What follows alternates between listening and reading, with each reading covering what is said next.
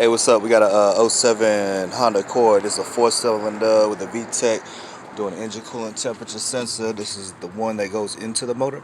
You actually have two of them. There's one on the bottom of the radiator. That's not the one we need. The one that we need is right here. There's an EGR valve. And if you see where the socket is going, right here, and it's going right behind the EGR valve. It's going underneath right here.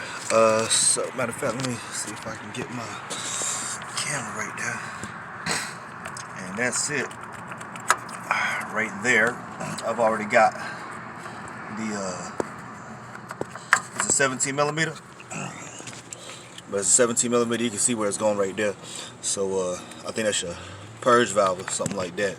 Yeah, that's your purge valve. It's right up underneath the purge valve. You actually don't have to remove it. You can just get a 17, and I got like a extension with a swivel socket, and then you're gonna take it off right there. Now, I took, just to make it easy on me, I took the air box out. So that's that guy. There's like two 10 millimeter bolts holding it in. There's a 10 right here, and there's a 10 down here behind the battery.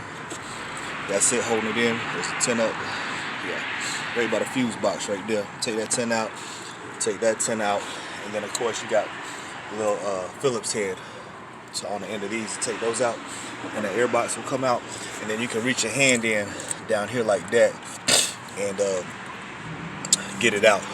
And it's like a little two-prong connector.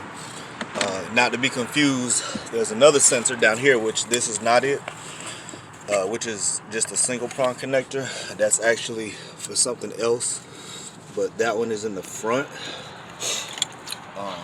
There it is right there. That's not it. The one that you want is the ECT, which is on the back of the back side of the motor. Alright, and it's the '07 Honda Accord. This is an engine coolant temperature sensor. Thanks for watching. Don't forget to subscribe.